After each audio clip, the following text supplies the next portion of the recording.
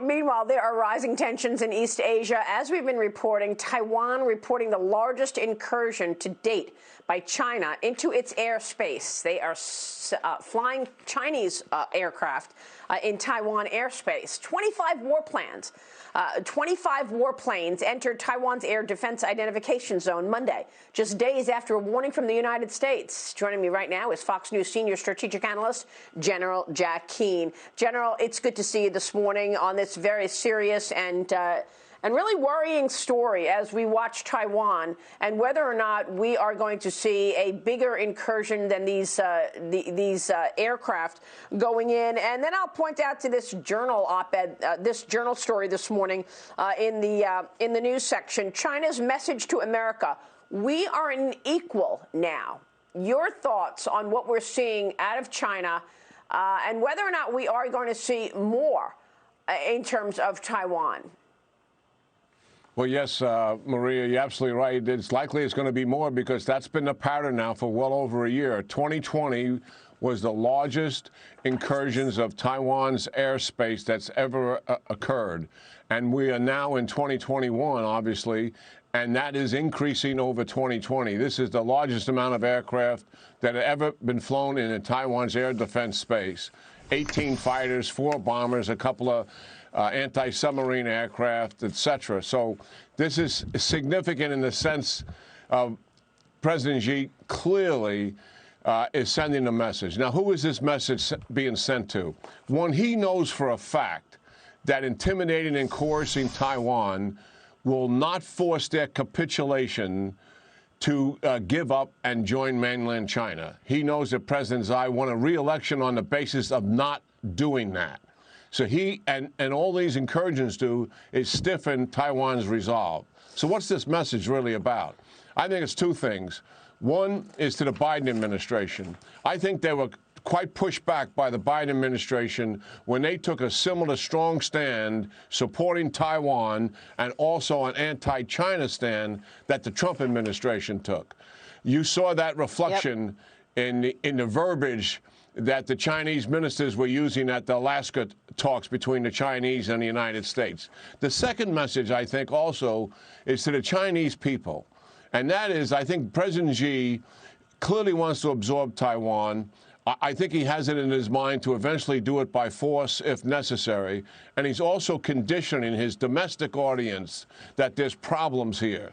And he's raising their awareness of that in the event that their conflict does take place. But I don't believe this is imminent. And certainly not before the Chinese Olympics. But the likelihood is increasing, Maria. All right, so you don't see it happening before the Chinese Olympics. It's a good point that you're making. Why would they want to do that in front of the world as the world apparently gets ready to go see the Olympics in Beijing? But here's what the Journal writes this morning. Mr. Yang, the foreign associate from Beijing, Xi Jinping's top foreign policy aide, delivered a surprise, a 16-minute lecture about America's racial problems and democratic failings. The objective, say Chinese officials, was to make clear that Beijing sees itself as an equal of the United States. He also warned Washington against challenging China over a mission Beijing views as sacred: the eventual reunification of Taiwan. So clearly that came up in that meeting. But what I'm trying to understand is why the coronavirus did not come up in the Alaska meeting, General. I mean, this is a head scratcher. President Biden has been putting the coronavirus as its #1 priority. And yet we know Beijing and the CCP hid the virus, cornered the PPE in the world, allowed the coronavirus to escape its borders, no matter where it came from, allowed it to escape its borders and go all around the world and kill millions of people. I spoke with the former National Director of National Intelligence on Sunday Morning Futures. Here's what John Ratcliffe told me about that. The big winner in the 2020 election was Joe Biden. It was also China. And the fact that Joe Biden is not or his diplomats are not addressing this issue directly with China, I think really reflects that everything that they've said about China, about being tough, is just that. It's rhetoric, and the policies are really an attempt now to whitewash over this issue because they don't want the political narrative of China being the bad guy. And let me be real clear about this, Maria. Regardless of the origins, whether it was naturally occurring or an accident lab, China lied to the world. Once they became aware of the transmissibility of this from human to human transmissibility, China misrepresented and lied. They suppressed scientists and doctors and journalists and World Health Organization officials because they didn't want to be blamed for this. And as a result, they are a direct and proximate cause of more than 500,000 Americans who died in the past year. And the American people deserve accountability and answers for that, and Joe Biden should be getting those. General, we're not getting them, and all we see are more tests from Beijing. Look what happened to the Epoch Times in Hong Kong. 4 masked men walked into the Epoch Times wielding sledgehammers. A number of U.S. lawmakers now, including Congressman Devin Nunes, Rick Scott, condemning this attack on the Epoch Times' printing press in Hong Kong. This is the 5th time this site has been vandalized, comes less than 18 months after intruders set fire to the same facility.